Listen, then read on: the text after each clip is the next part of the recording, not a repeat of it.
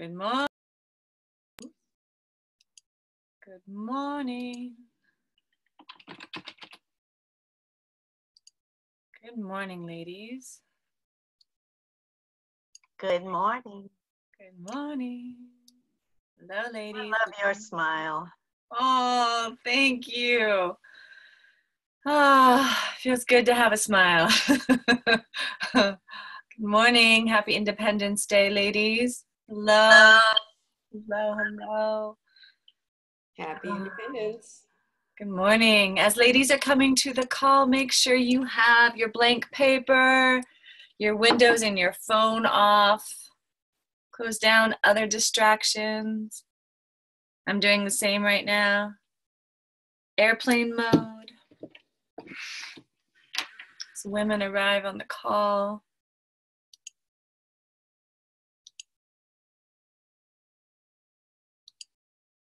Good morning, good morning. Ah. Hi, Sarah's son. Good morning. Hi. Aw, now that's a great smile. Good morning, ladies. Oh, welcome, welcome, welcome. I have a box of sparklers that I bought for my nephew's birthday like years ago that are sitting outside. And it's days like this that remind me of all the things that I wanted to do that I haven't done, that I might as well just do. And so this afternoon, I'm going to find a nice wet spot where I can light those sparklers, like all of them. And take the twist on 4th of July. Take the twist on Independence Day. What is it that I am getting independent from? What is it? What is the thought or the idea or the way that I compare myself to something else that is holding me captive? So while people are getting on the call, we have a couple minutes. What I'm going to ask you to do is on your blank sheet of paper, popcorn style out some ideas. Where's a place that you're hung up on an idea that your life should be different than it is? You might be like, I should be out eating barbecue today because it's Independence Day, but instead I'm on this training call for my business. Maybe it's something like, right? I should have children, but I'm not a mom. I'm hooked on an idea that my life should be different than it is. Just at the top of your paper, write down where you aren't independent yet of that thought form.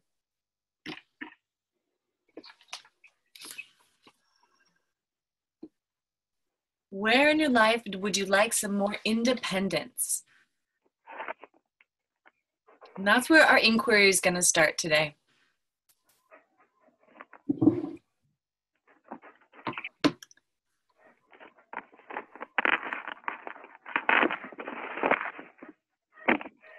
And as we're just waiting for my partner in crime to show up,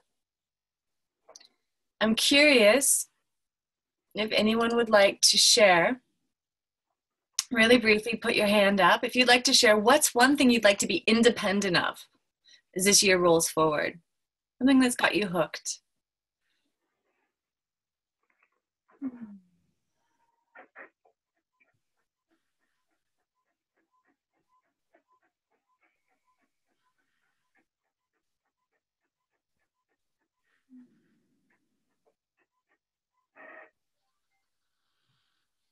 Yes, Kira, good morning. Good morning.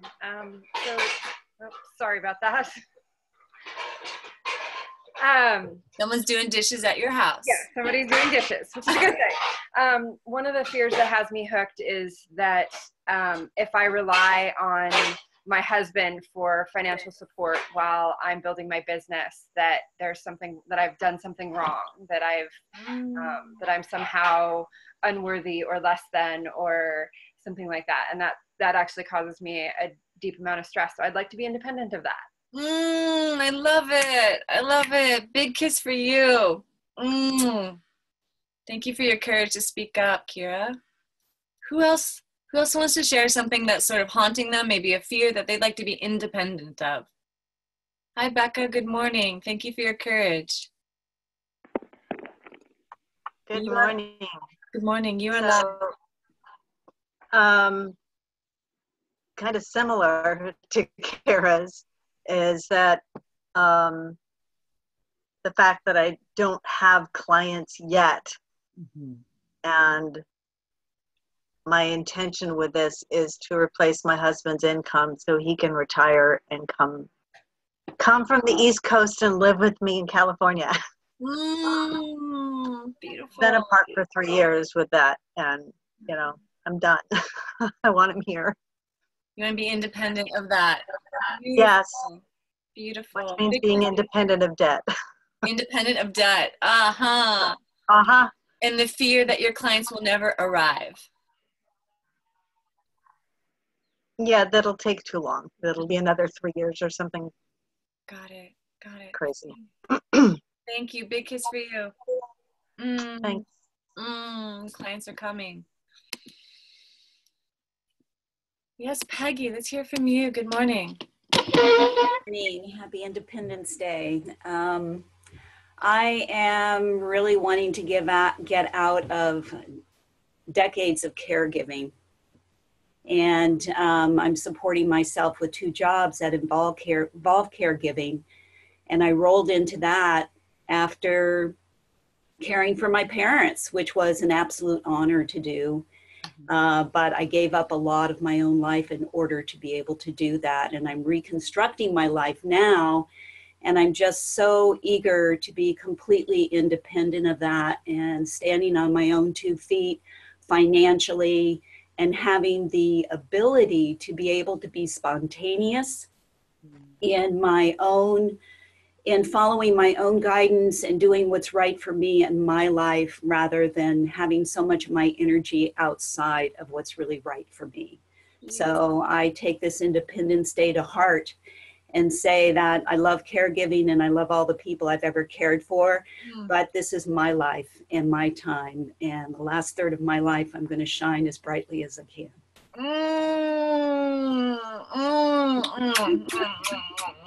Thank you. Beautiful. Lisa Gillette. Hi there. So I need to let go of this little voice I have in my head telling me that I need to be as successful as an entrepreneur as I was in my corporate career, because you cannot compare the two. It's totally different. And I was very visible and I was an authority in my corporate career. And that was after 25 years. And I'm 2 years in right now. And so I need to lighten up. Yeah.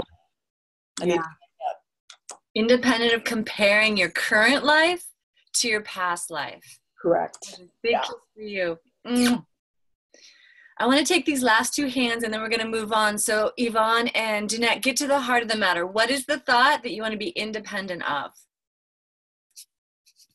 Yvonne, let's hear from you. You're going to need to unmute yourself, love.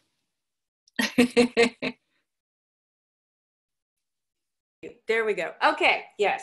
So in the crafting of the idea for my business, it has a big partner in that has been a nearby movement studio.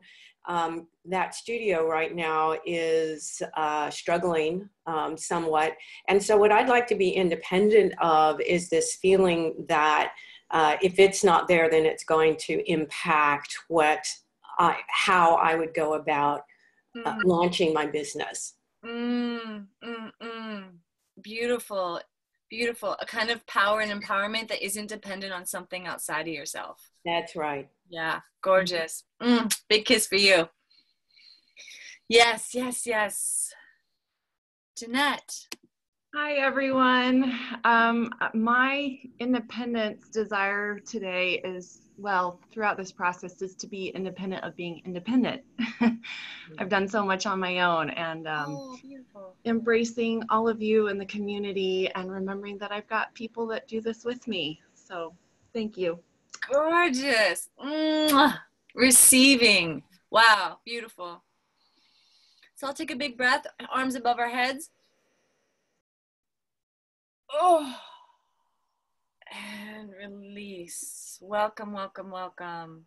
What a great way to start this call. What does it take to let go? And what does it take to keep going as you've got like a stone in your shoe? One of my friends always talks about how we all have a stone in our shoe, whether we have debt, whether we're caring for our parents, right? Whether we're working a part-time job while we're building something. We've all got something that is rubbing us. And what Sage and I like to call this is the grit. This is the gravel that we're walking through. None of us have a smooth path to our dreams. And what that makes us is human and very similar to our clients. Everyone who comes to us is struggling with something that they're stuck with, that's stuck inside of them, that's gravelly and gritty. And what they're trying to do is either kick the stone out or pound it down to powder, depending on their nature.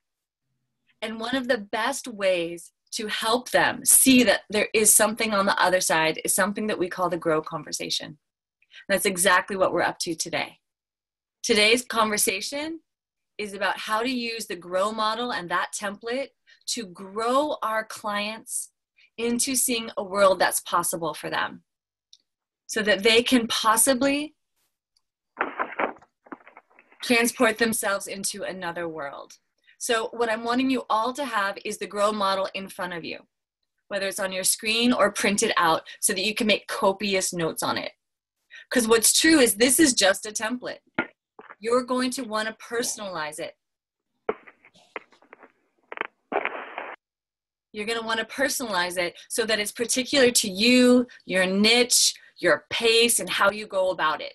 So I want everyone to take really copious notes today. And I see you all going and grabbing it, so that's awesome, or blank sheets of paper, whatever you need to do. If you haven't yet printed out all the material for this course, I can't recommend that enough, to have all of those things printed out, all the templates and everything printed out in a binder so you can make copious notes throughout the year. Before we get started, let's make sure that we all know how to mute and unmute our lines. So on a count of 3, you're going to reach up and you're going to unmute your line and give everyone a wahoo happy Independence Day. 1, 2, 3. Wahoo! Happy Independence Day! Happy Independence Day! Happy Independence Day if you're in the U.S. Right. Oh, that's Independence Day for all of our Canadians last week. Yeah. Thank you, Shannon. Thank you for clarifying that. Woohoo! No kidding. And Shannon, where you be? There you are, girl. Welcome to the call. Woo-hoo! Before we dive into the content, welcome back, Shannon. Shannon was off on an adventure watching ice caps melt in Alaska. Woo! I just want to put a shout out to the courage in you, Shannon, to actually go witness something that we all know is happening, that we may be afraid of acknowledging, and that you were after actually witnessing the beauty and the tragedy of that. Thanks, Serena. Yeah, heartfelt, gorgeous and heartbreaking, and just a real deep message that things are changing. It's undeniable, and it's time for us to get in alignment with that. One of the things we do here at Women Rock in Business is we try to lift ourselves up so that we have the courage to walk through the gravelly bits. And one of the ways that we do that is with contests. Yes, contests. Because without us holding ourselves up and celebrating our little milestones, sometimes we tend to give up. So what I'm curious about, Shannon, is do we have a contest this month? We do. There is a handout, and it was just posted because we were updating it for all of you. And this contest is called the Enrollment Master Game. And so what we've done is we've streamlined it. When you download it today, the new version, disregard any old version. We've made it better. And when you download the new version today, it's going to have how you play the game, how you participate, and how you track your points. So really, this is about getting out there. The only reason we play these It's our way to reach through virtual sphere with you and go, hey, we see you and we're rooting for you and yay, you did it. So playing the game now through September 12th is the end date. You will earn points, and earning points will win you fun prizes, really good incentives. So you will get 1 point for every discovery session that you do. This includes practice. So as we're going through this game, we're going to be reminding you who can do a practice session today, who's done a practice session this week, who's done a signature talk. You get 2 points for every signature talk. That also counts as a wing woman for somebody else's signature talk. And you get 3 points for every program or package that you sell. These can be mini packages. If you're just getting started selling your program, this can be a package of 3 sessions with you. So it's really easy to earn points, and it's about just getting into action and doing these income producing activities, discovery sessions, signature talks, and selling your programs.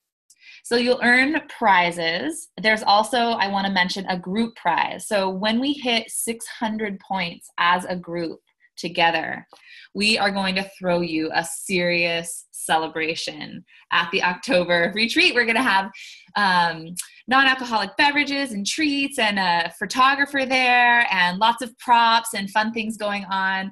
And 600, it'll be a breeze for all of you. You are such rock stars. You're already out there doing so much that these points are just going to start adding up.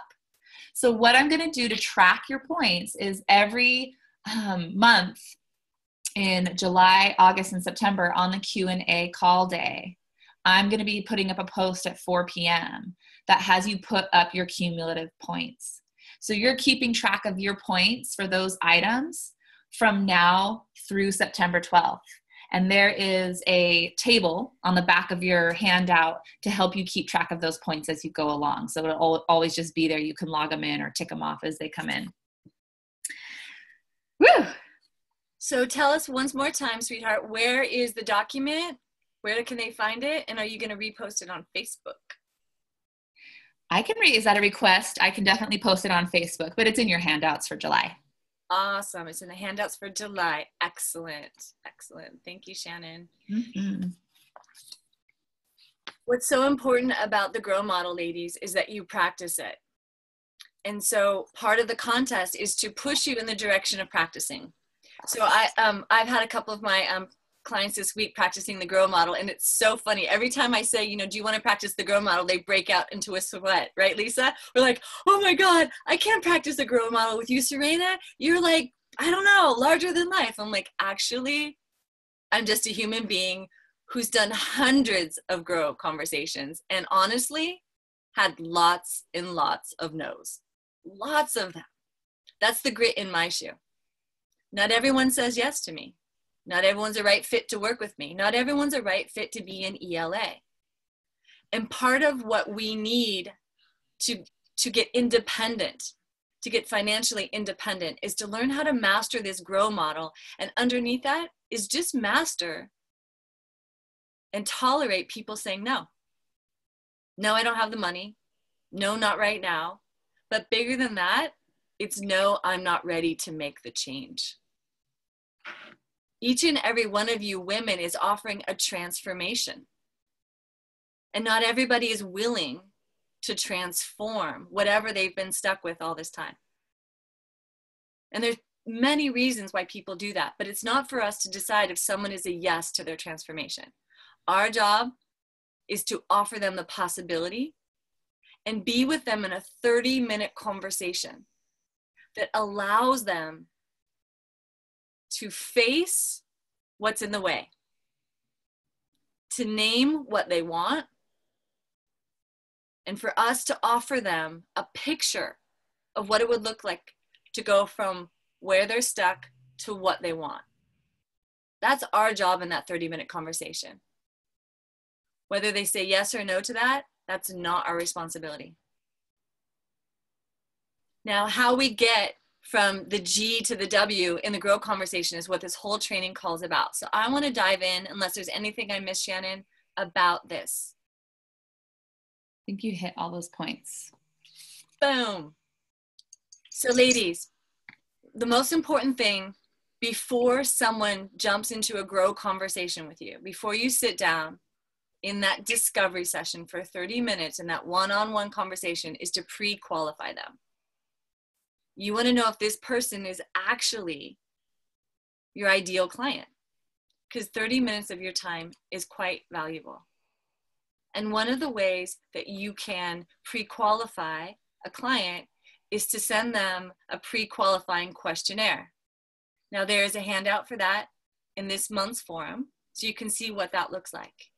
It's a basic questionnaire, 10 questions or less, to see if they're in the realm of who your potential clients are.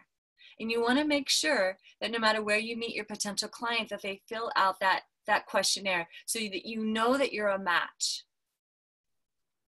Because these conversations are really to close the gap. The better job you do in these conversations to help them get in touch with the separation of what they want and where they currently are, and they're in touch with the emotional reason why they want support through your program, the easier the easier it will be to offer them your program. So one of the things that we're all allergic to is selling, right? That idea of like, someone says, I have this thing. And you're like, no, thank you. And they're like, no, it's really great. You should have it. And we're like, I don't know. And they're like, no. It's shiny. It's on sale. It's once in a lifetime. And you're like, right? That's the allergicness most of us have to selling. And what we're wanting to train you into is something that's way more human, way more down to earth. We want to share a model where you're both credible and human. So you give your clients a sense in the first 3 to 5 minutes that you are there with them as a human being, and you bring your humanness. So let's talk about how to go about this. So the GROW model starts with the G. You let them know that, so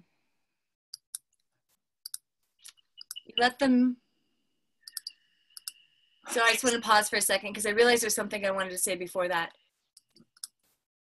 Although the GROW model is set up with goals to start, many of you will start with what people are struggling with. If your clients are suffering from loss, from grief, you may start with the R first. What are they struggling with first? If it's the G, their goals, you're most often working with entrepreneurs or business people who are constantly thinking about goals. So those two places are interchangeable.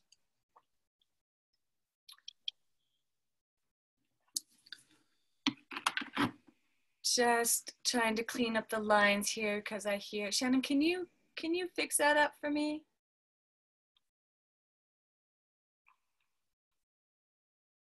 Thank you. That's so much better. So one of the things that we're mostly afraid of as entrepreneurs in that conversation is when people say no, right? That's the part of the conversation that feels the most difficult, is what if they don't like me? What if they don't want? And what we call those are objections. And I have some tips for objections. So what an objection from a client is really their lack of commitment in themselves. It's not about you.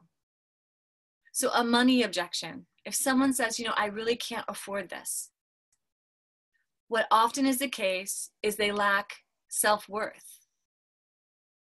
They lack trusting in themselves, and therefore they may not trust their program works for them.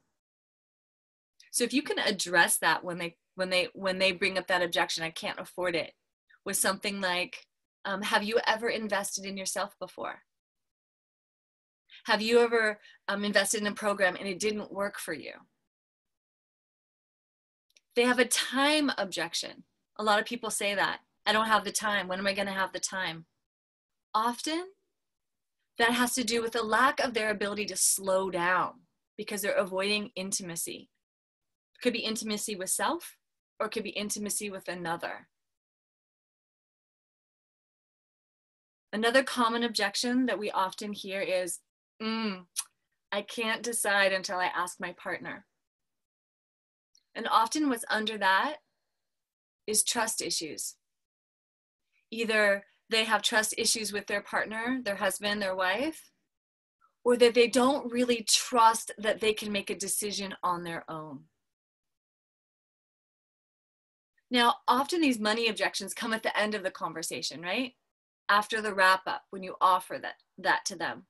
And one way to troubleshoot that at the beginning of your conversation is by getting them in touch with their indulgent why. So what we really recommend when you're in this grow conversation with your clients, that you take copious notes. Let your clients know at the beginning that you are going to take copious notes as if they were already your client, because you want to make sure that you really understand them. And that way you don't have to feel weird about breaking eye contact with your clients. If you're on the phone, it doesn't matter. Okay?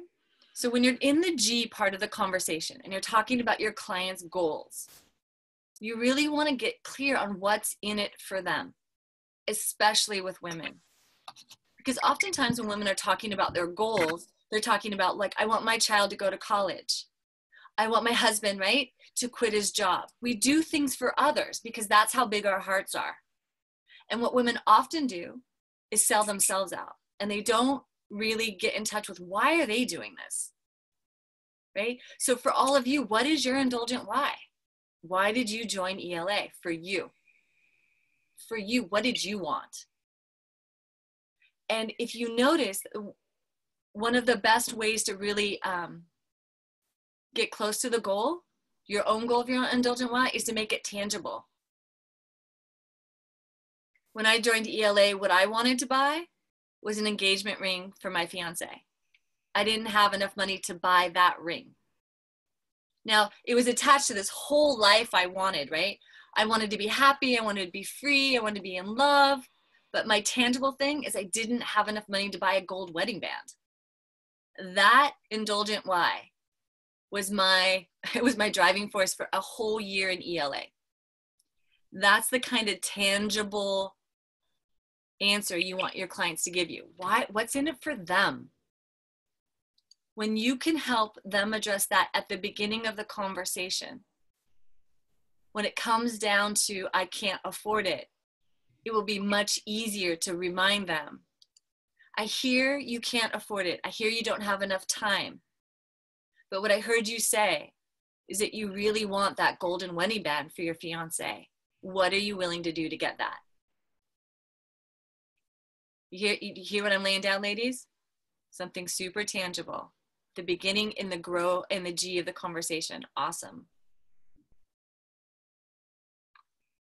When you're able to really take a stand for your clients when they say they can't afford it and remind them of their indulgent why, you're taking a stand that they should have and that they can have what they want. And what you're going to have to do is stop making their yes or no about you. We often decide for our clients if they can afford our program or if they're a right fit for our program. We often decide that for them based on our own self-doubt and our own self-worth. And we just need to stop doing that. It's not about us if they say yes or no.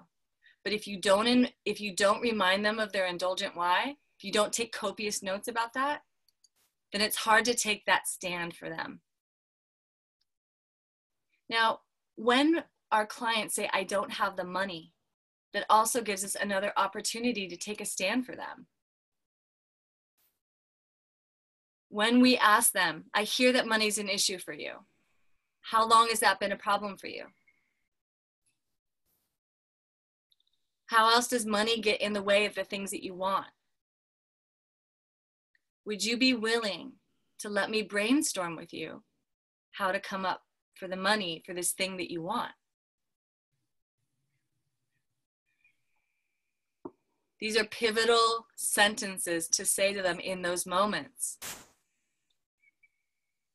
In our culture, we are not taught to brainstorm about how to come up with money for someone else. My family, that was completely taboo, right? So if your toes are curling up and you're getting sweaty, like, oh my God, could I say that to a client? You can. You totally can. And ask permission. Whenever we ask permission in these grow conversations, we're opening the door of allowing instead of barging in. And women really appreciate that. Do I have permission to brainstorm with you? Can I ask you? Is money been in the way for you in other areas of your life? Now, one of the things I always recommend, ladies, when you're in really difficult territory with your client in a grow conversation, and they're really up against their fear or their doubt, it's the perfect opportunity to share a little story. I'm not talking about a long story. I'm talking about a short story about a time where you were in their place and you overcame that obstacle. And for those of you with paying clients, it's even more effective to use a paying client story to share with that person, right? This is the humanness we bring into the conversation. Yes, I hear you're up against money. I hear you don't have money to invest. I remember when I was like that. I borrowed the money from my mom so that I could join ELA. And it wasn't the first time I borrowed money from my mom, by the way. It was like the umpteenth time I borrowed money from my mom. But it was also the last time I borrowed money from my mom, because when I invested in ELA, I invested in myself so strongly that now I'm independent from my mom's financial situation.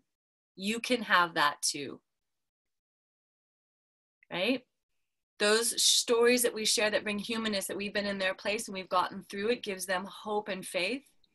And those stories should be like 1 or 2 minutes max. Don't want to take people down your windy road, right? The grow conversation is about your clients. The spotlight is about them, and you always want to turn it back to them so that they feel like they're getting value.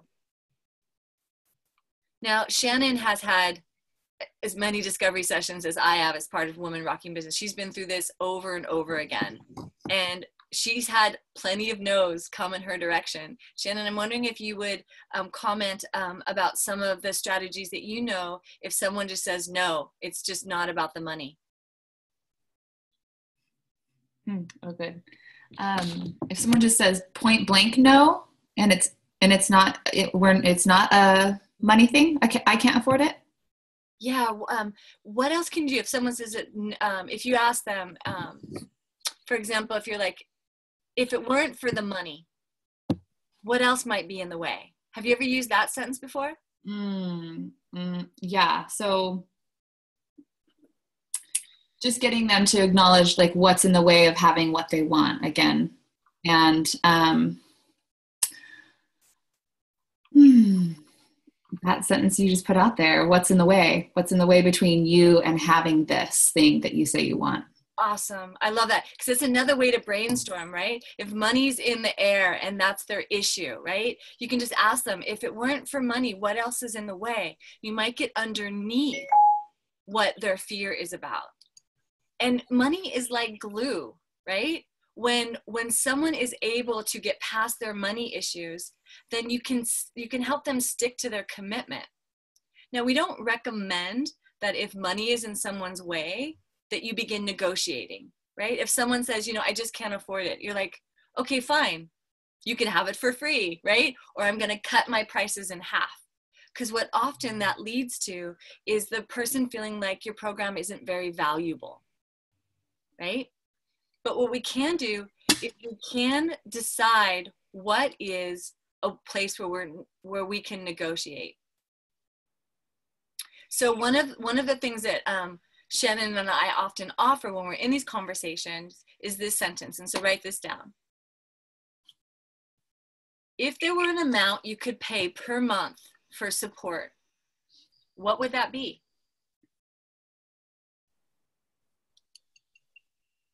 If there were an amount you could pay per month for support, what would that be? So for example, the Entrepreneurial Leadership Academy is $697 a month, right? So if I get to the part of the grow conversation where I offer that, and I'm like, our program is $697 a month, and my client goes, that I can't afford that. I could ask them, if there were an amount you could pay per month for this kind of support, what would it be? And say they said, well, you know, I could afford $597. I just can't come up with that extra $100 a month. I could offer them the program for less. Now, here's the thing. Each and every one of you needs to know what your bottom price is, what you'd be willing to go down to offer your program without being resentful.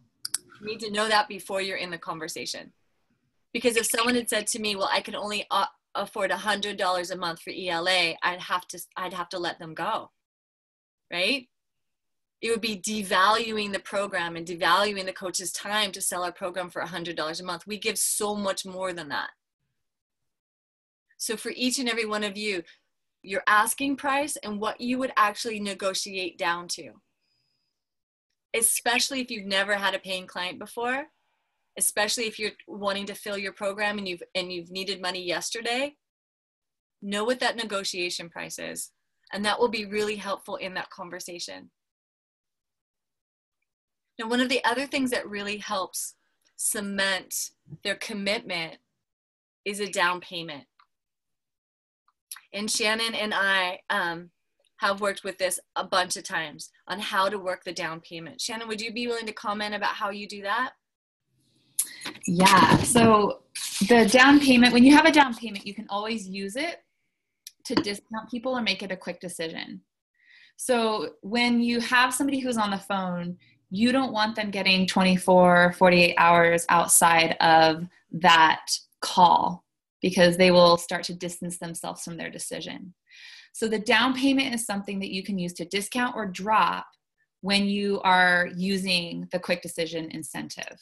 For example, if I charge $400 down payment and it's $497 a month for 6 months, after you share the rate, just stop talking.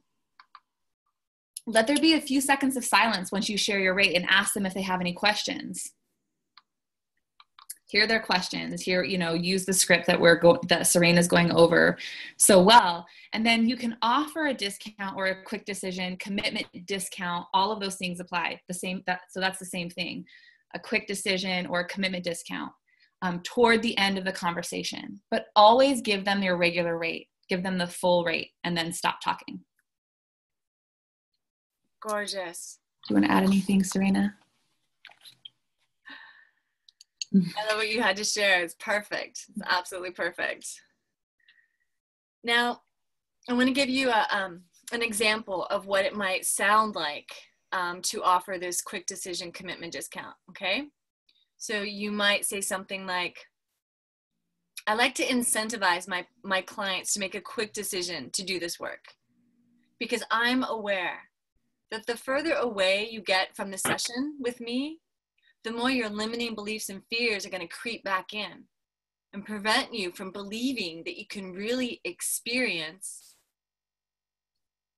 And then you would insert the results, right? Experience joy, sleep at night, lose weight. So when you're able to jump in right away and commit to the work that I'm offering, what I'm willing to do is I'm willing to waive the down payment completely. And you'll just pay $697 to get started. And you won't have another payment until next month of $697.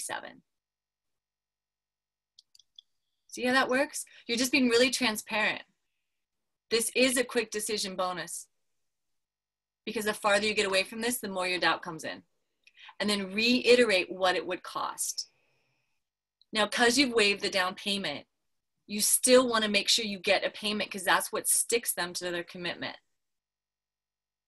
So reiterate what their payment would be. And it's usually their first month, right? The first month is now their down payment. And now they're solid for the first month. So reiterate that for them. Now, if it's not a money issue and your client's still in the place of like, it's a time issue, I don't have the time, you can ask them, if I could help you find the time in your schedule and help you get what you're asking for, what would that be like? I'm going to say that again. If I could help you find the time in your schedule to communicate with your husband, to lose weight, to go to the gym, to X, Y, or Z, what would that be like for you to have that kind of time? Again, in these growth conversations, we're holding the possibilities, like we're holding the veil open long enough so that people can actually see that they could have this just for a moment.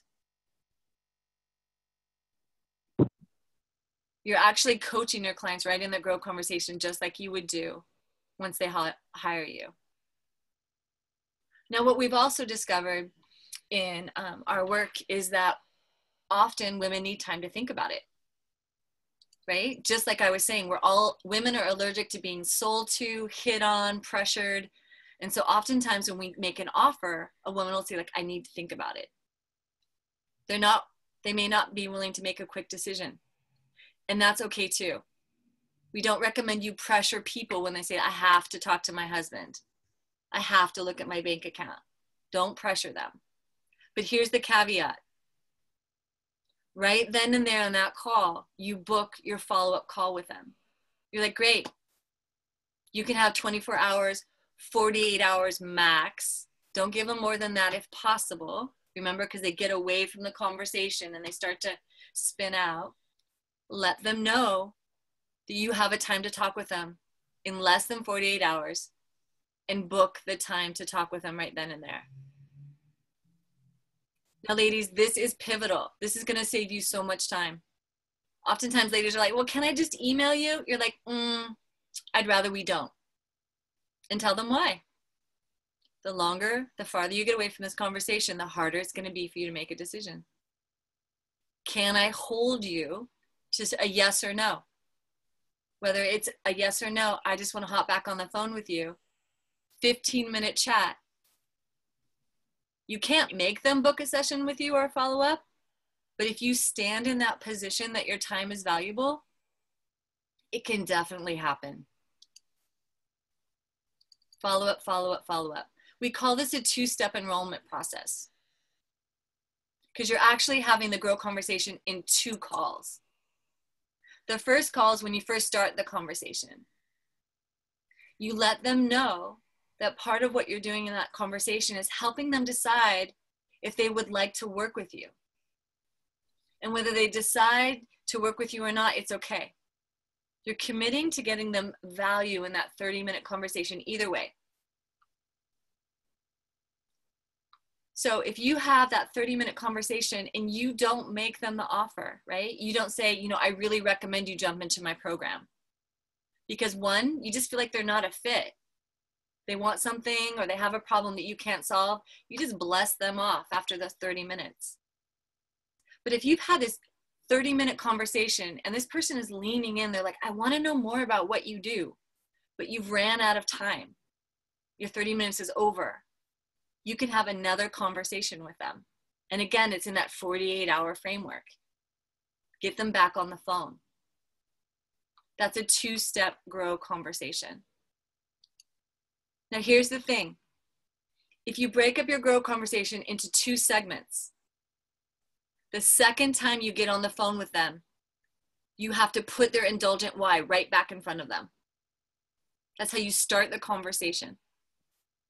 And you start it strong. One of the habits we have as women when we get on the phone with someone is we want to feel into them. We're like, how are you doing today? Oh, I'm fine. How are you? Right? We do that. I do it all the time. Makes me crazy.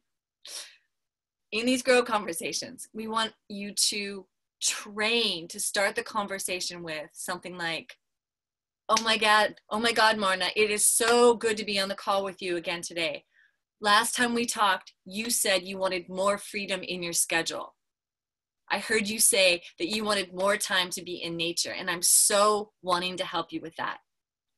What did you decide about this program? Is it a fit for you? Start right there and then back off. Lean back. They may still have objections. They may still have fears. That's okay.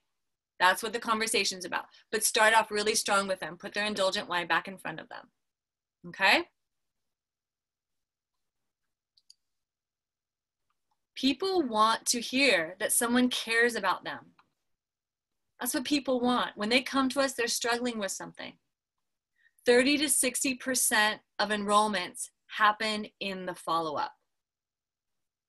It's a relationship that we build over time. Often people don't buy from us or invest in themselves through us in 30 minutes. It's a relationship that's built over time. So you might talk to some of your clients 3, 4, and 5 times. That's okay. But have a system for following up with them, because it can get really crazy. Trying to figure out how many times you talked to someone, how many emails you sent. And we can start to fall into, oh my God, I'm chasing my clients and I'm hounding them. So what I highly recommend is some kind of tracking sheet, whether it's a Google Excel, it's a paper binder that's just enrollment follow-ups, but some way you know when you've contacted your client. If they've gone on vacation, you should know that. They're not dodging you. Their child got sick. They had a big deadline. You should know those things so that when you're following up with them, you're not in this place of like, oh, I'm sorry to bother you. How are you? You're like, oh my God, your life is so busy. I know that you had that big deadline. Let's make this quick. I have 15 minutes to talk to you about getting you support, right? Track your clients so that it feels like you're building a relationship with them. 30 to 60% of our enrollments happen in the follow-up. And you always want to have a reason to reach out to them, right? Oftentimes, when one of our clients forgets they have a discovery session or they have to reschedule, we get into that place again where when we reach out to them, we're like, how are you doing, right? What's going on over there? Because we feel like they're avoiding us, right? So we bring that personal in.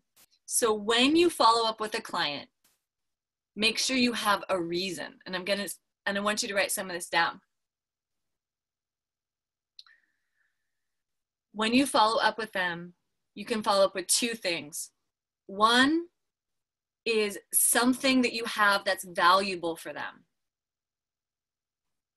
So let's say they're trying to find their soulmate, right? And they've kind of went MIA on you. If you send them an email or you PM them on Facebook, you might be like, hey, I was thinking of you. I read this article about soulmates. I want to share it with you. There's some really good stuff in here. How are you doing? Give me a call back. It could be something like, I remember that you really wanted some information on how to detox from coffee. I found an amazing tip for that. Give me a call back. I'd be happy to share it with you. Again, it's that generosity that you're leading with.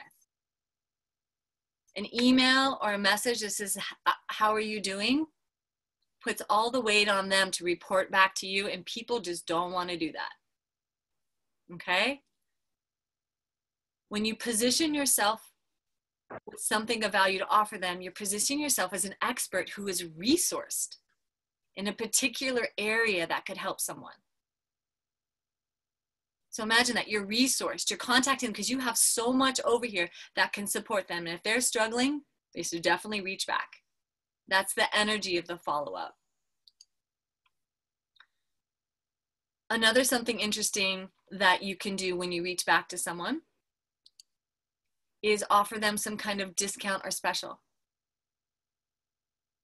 So everyone who says no to you in a grow conversation, anyone who sat down with you for a half an hour is interested in you, period. Otherwise, they would be hanging out with someone else, okay? Let's take that one in. You are interesting enough that they're like, I'm going to take 30 minutes of my time to talk to you. So if they don't say yes in that conversation, it doesn't mean they will never say yes. Those contacts and emails are super valuable, and you should keep them That should be the email list you're growing. And that email list is a place where you can make offers again. So for example, all the people that come through our funnels who are interested in building their business, if they don't join one of our programs, I think it's in winter, we offer them something because we know that people struggle in winter building their businesses. So to the list of people who are in our programs, we send out an offer. We offer them one of our virtual programs.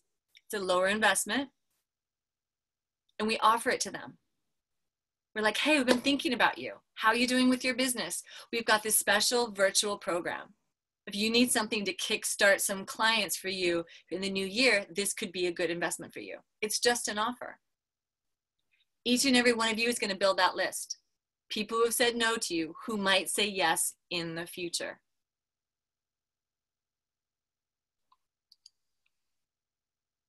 Keep in mind, again, enrollments need 2 to 7 touch points before they convert.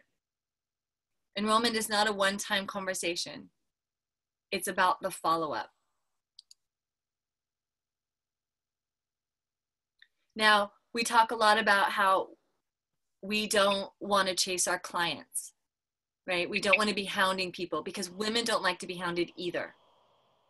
So the mindset shift, ladies, is I'm building a relationship by touching into them. And actually, people need 2 to 7 touch points to actually invest. That's what the research shows. If you're going beyond 7 touch points, you're probably chasing, and then you can just let it go. And what I like to do is I always like to do a bless off email. Always.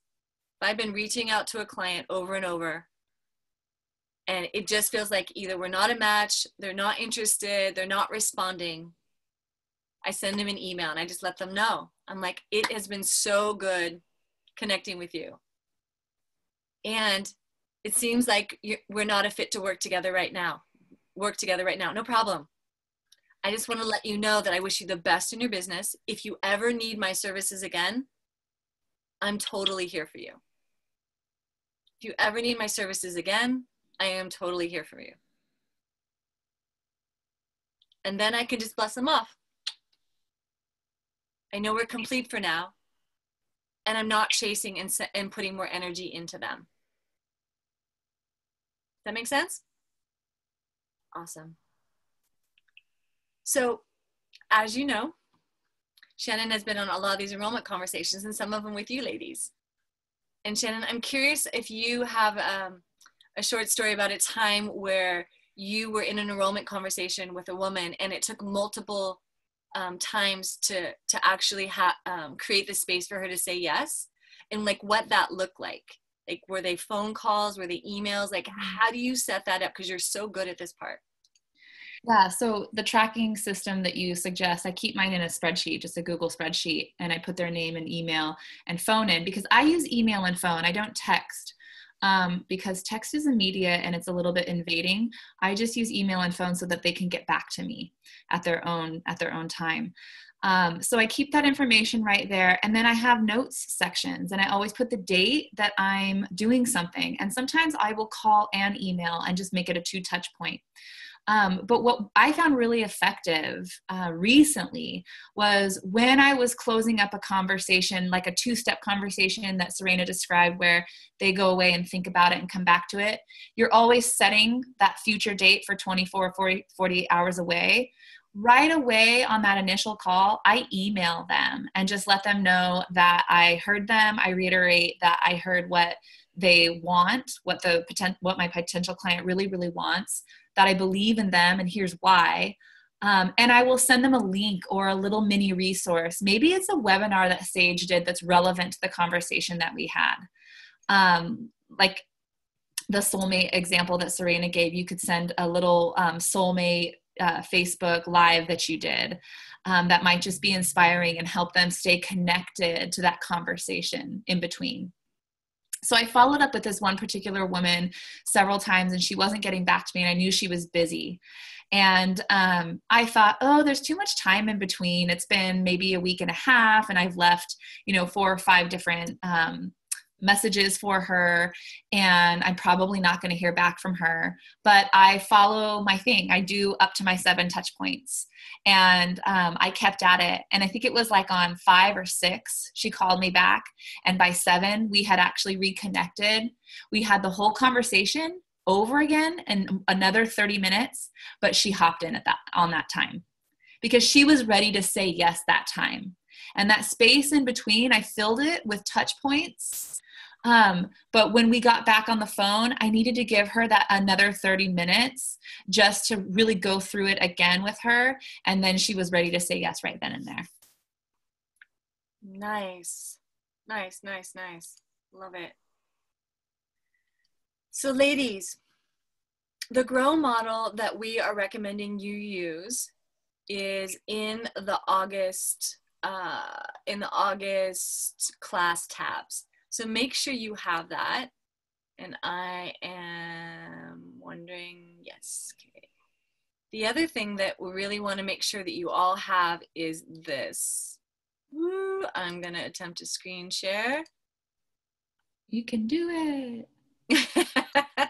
Just a few monkey buttons. Dun, dun, dun. Nope, not that one. That was not what I wanted. This one. I have, I wanted to say one more thing about what you were just sharing, Serena, while you're putting that up, is to contextualize what you shared, that it's a personal thing that we're doing with them, but we're standing in the impersonal space. So I'm like, preparing my mind, body, spirit for these enrollment calls and bringing my energy up to meet them and greet them with enthusiasm.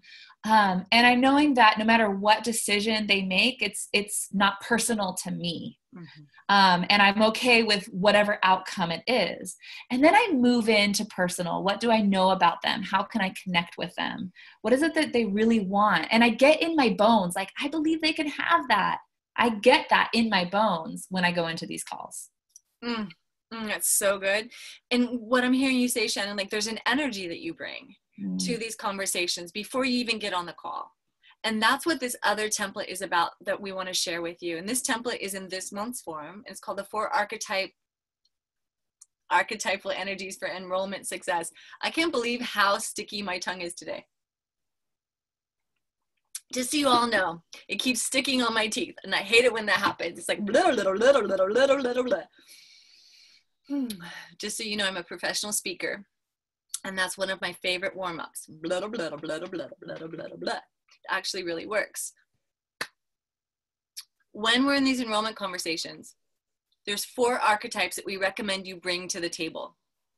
It doesn't matter if you're an expert in every area yet, ladies, but we want to premise how important all of the energies are when you're in the enrollment conversation. So as Shannon was saying, when we start with the north and we come with this grounded centeredness, acknowledging and connecting, we can start to let go of the outcome of whether they say yes or no or not, right? This is the humanness we bring to the conversation. And all of you ladies who are coaches and healers, like this is your natural state. You come to the call with like this openness, like, I'm so glad you're here. What we recommend is you move around the wheel in the conversation. So if we were to move to the east, into the visionary, this quality, this archetypal quality of being a visionary is the energy we hold when we're asking them about their goals and what they want. We're holding possibility and perspective for them and helping them get in touch with their big why.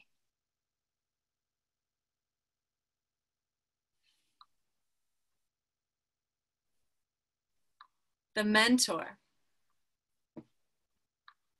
Oftentimes we need to bring in this fiery mentor when we help people get in touch with their struggle, right? If people are complaining about their struggle, or they're blaming, or they're in a place where they're disempowered, we might have to interrupt them, right? Because we only have 30 minutes in that grow conversation to help them get in touch with what's in the way and what they want. And so if they're spinning out and they're like, it's my husband's fault, he never, at some point we might have to be fiery and be like, I hear that your relationship with your husband is super hard and you've been struggling for a long time with them. Can I be honest with you? If they say yes, you might have to sit in the fire with them of like, it sounds like you're blaming your husband for your dreams not coming true. Is that true? Is your husband responsible? Right there, bringing that mentor energy into the conversation is bringing some light into their situation.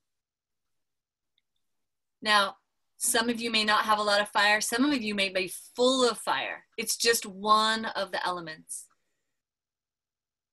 As we move around the wheel to the west, embodying the archetypal energy of the coach can be really helpful.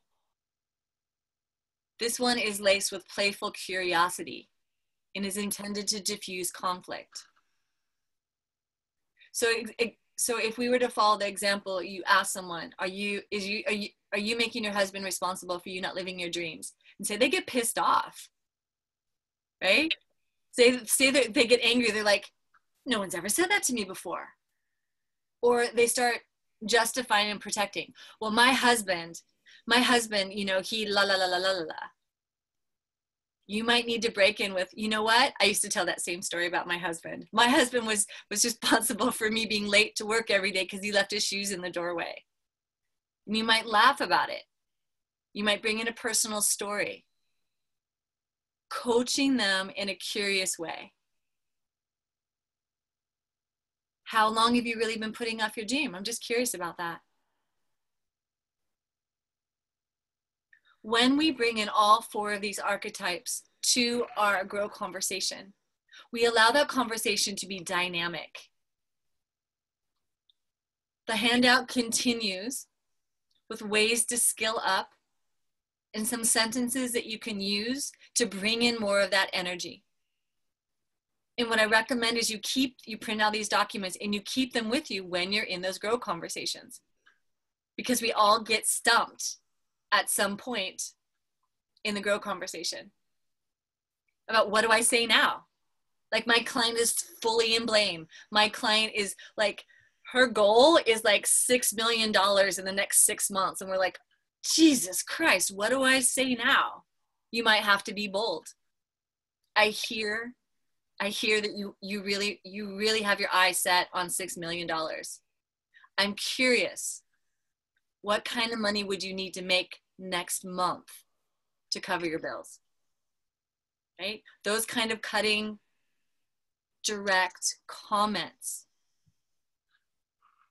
So what we're going to ask you to do this month is to bring in all of those archetypes into your grow conversations and bone up on some strategies on how to bring in archetypes that you don't already possess.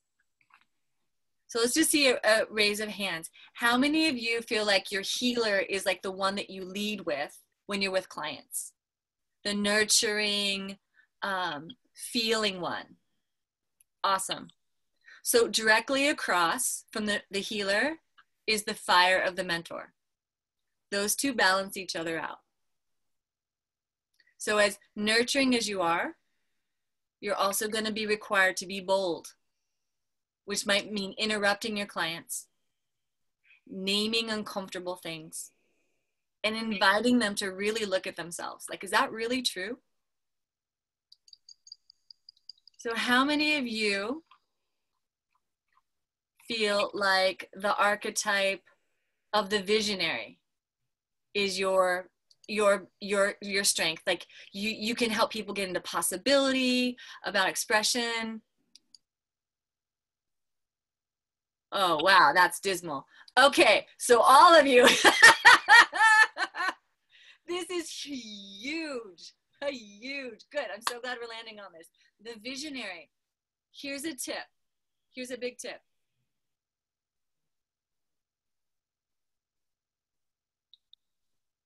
When we help our clients get into their vision, it's not a concept.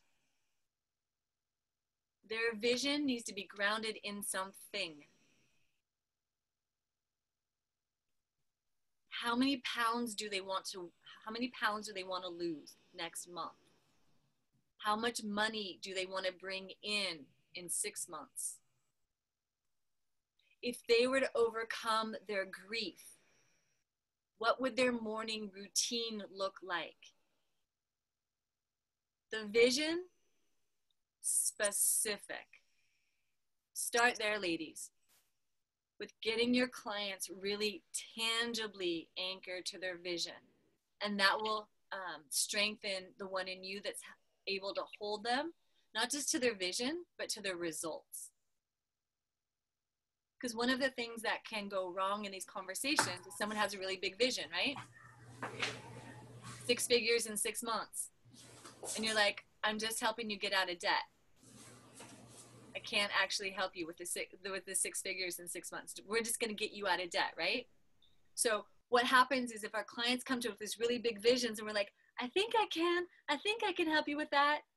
That translates to our clients as like, no, they can't actually do that. We don't want to overpromise in these growth conversations. Does that make sense? We don't want to overpromise like, oh, you have this big vision? Yeah, I'll help you get to that. No. Part of the G is getting it tangible so that they're actually saying what they want and you're like, I can help them with that or I can't. I can help them with I can't. It's a big part of the grow conversation. See if you're a match to work with one another. The other archetype. Whoop, whoop. So the bold truth teller and curiosity. So how many of you lead with curiosity in your discovery sessions? Awesome. Awesome. We got some more curious people looking on second. Keep your hands up. Curiosity. You lead with. You ask lots of questions. When someone says, "I want that," you're like, "Well, what do you want about it?" Awesome. So I wanna say a word about the coach and the curious questions. What often happens is when we ask a question, we assume we understand what someone says, right? We assume that when someone says, I want to build my business, we know what it means. If someone says to me, I want to build my business this year, and then I'm like, oh, really? What motivates you to do that? And I ask them another question that's a different subject. I'm not actually going to be able to help them get clear on what they want. Think about digging down. So you want to build a business. What would that look like? Is that an online business? Or are you trying to get clients? No, I want to get clients. Really? How many clients do you want to get? Oh, I don't know. I never thought about it. Boom. There you are. You're in this place where they need support. They don't even know how many clients they want. Say someone's having a spiritual crisis and they're really unhappy. They're like, I'm really unhappy. Like, oh yeah, I can help you with that. No, you can't. You don't know what they're unhappy about. Please share with me what unhappiness looks like in your life. Is this related to, what is this related to? Dig down with your questions. When it comes to curiosity, dig down. Imagine that this 30-minute grow conversation is an opening and a flowering to what's really inside this person that you're sitting with, that no one has sat with them long enough to be with. Awesome. I'm thinking that we're almost full and I want to answer a few questions. And I also want to share with you another handout before we close. So I'm going to take a few questions now. I see that Kira and Mary have their hands up. Let's start with you, Kira. I didn't have my hand up. I raised it when we were talking about coaching, but. Oh, okay, great. All right, then. Mary, you have a question, love?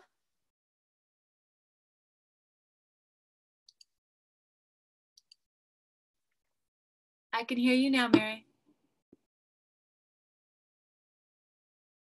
Nope, can't hear you. I see your lips moving. It might be your headset. Sorry, love, still can't hear you.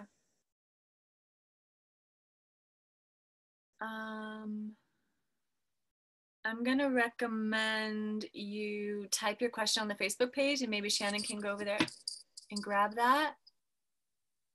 Would you be willing to do that, Mary? Okay. Oh, you're live. I just heard that. Oh, it was an error. I didn't have a question. Oh, great. So sorry. Okay. So, ladies, check your screens. If your hand is up and you don't have a question, maybe you put it down for us. Jamie, do you have a question? Okay, cool. No worries, Mary. No. You are live. Hold on. Oh. There you go, girl. Okay. Hi. Hi. So my question goes back to the beginning of the training, and I'm realizing when you were talking about we can't control whether they're ready to engage in the change themselves, the transformation. I actually experience deep like sorrow and pain when I see somebody in a place and they can't or won't or don't step up.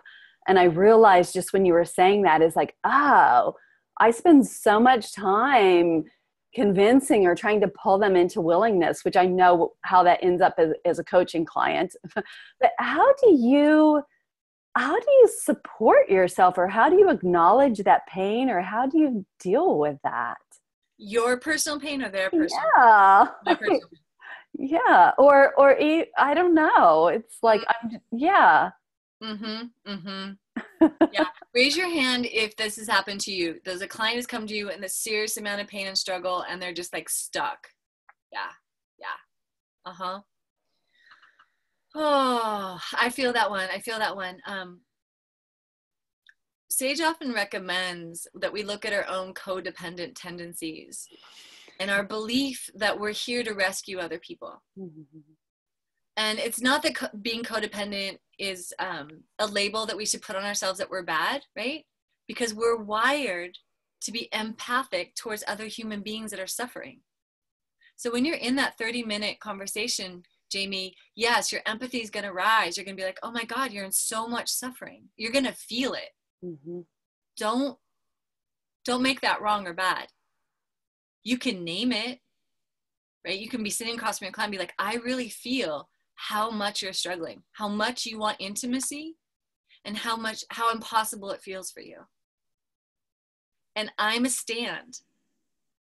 So in that moment, you're going to have to step back and out of their pain, step into a different seat, lean back in your chair if you need to, create some distance from their pain and suffering. And I'm a stand that can change for you. Coaching question.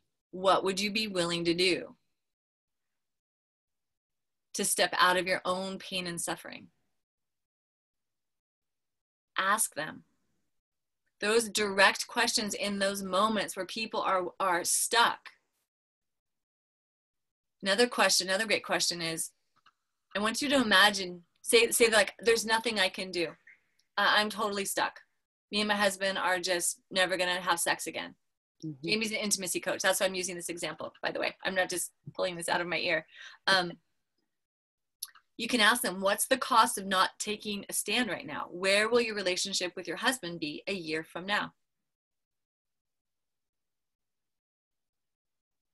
So here, Jamie, with those kinds of coaching questions, you're not rescuing them. Be like, here's a tool. Here, if you just did this program, you and your husband would be saved. Your marriage would be saved. You're like, what's the cost of you not taking a stand now? Then it's their choice. Is that helpful? Really helpful. And, you know, it's funny, I was looking at the triangle, the victim, villain, rescuer, hero, whatever that is, and really, and some of my other notes, and really recognizing I do, especially at this place where I see they're not willing, I will go into the rescuer. Like, I am going to make them be willing. I am going to make them.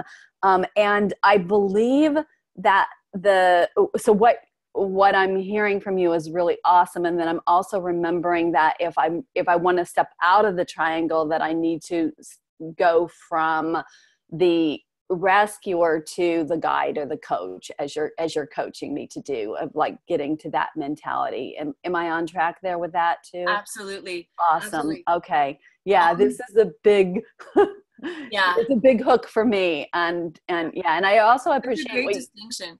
This is a great distinction, because I want to say that on the drama triangle, when you step off of that with your client and you don't hero or rescue them, and they're running back and forth between being a villain, villainizing someone else, or being a victim, and they're going back and forth, when you step off, they can now have access to their own hero spot.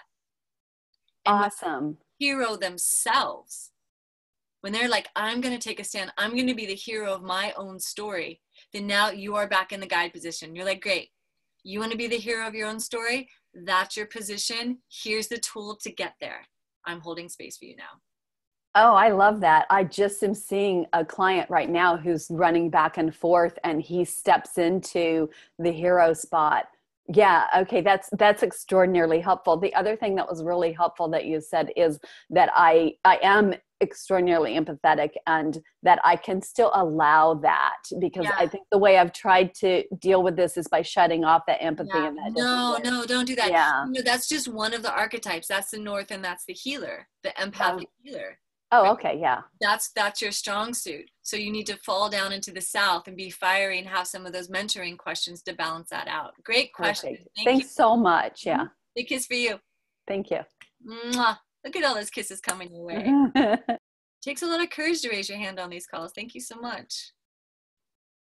All right, ladies, please get to the heart of the matter. What is your question? Yes, Becca, how can I support you?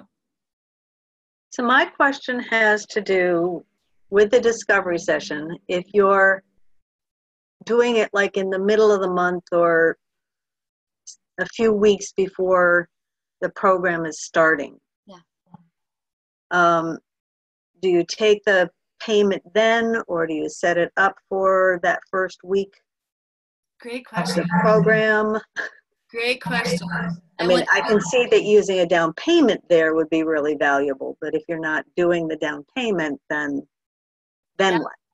Awesome. So everybody, I want you to unmute your lines and say, money is like glue. Ready? 1, 2.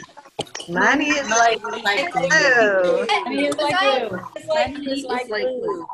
That's right. Money is like glue. So pay now. Yeah, great question. As soon as they are a yes, 2 weeks before your program, 7 months before your program starts, money is like glue. You get a deposit. Either their deposit or their first month, either way, you just capture that. Great question. Okay, awesome. Thank you. You're welcome. Big kiss for you. Sarah Coolidge, what you got? Thank you. My question is kind of the opposite of Jamie's, and forgive me if I missed it, but I didn't hear you talk about raise your hand if you lead with the South, which is where I live, I believe, and the healer part is actually sort of the weakest. And if you did and I missed it, I'll listen to the recording. But no, beautiful. Rapping, so I think maybe she wants. No, beautiful. I didn't ask anyone to raise their hands. It's true. Who's the fire? Who's the one down there? It's like diligently asking questions and like asking. Really? Yeah, I think. There's a couple of you. Awesome. So the answer to your question is yes. If you lead in that direction, Sarah, the North is where you need to fortify your skill level. And here's a tip for you. And anyone else in this matter who's not already a healer, is reflection. When we repeat back to our clients what we heard them say, they feel heard, seen, and felt. So if your client is going on and on about their feelings, or they're diving in deep and they're confessing things they've never said to anyone to you, when you repeat back to them, what I heard you say is that every morning when you wake up, you're so depressed that you contemplate killing yourself. I'm so sorry to hear that. Is there more? You're giving them permission. It's so helpful. Often people stop spinning around about their suffering when they feel heard, right? They said this horrible thing out loud. Someone heard them. They're like, they stop. They go, oh. And then that's oftentimes a place for you, Sarah, to interject with, I'm curious what it would feel like just to wake up one morning a week and not have that thought cross your mind. Great, thank you. Yeah, great question. Big kiss for you. Yeah. I love seeing y'all take notes. I can't remember most things without writing them down. Hi, Cheryl.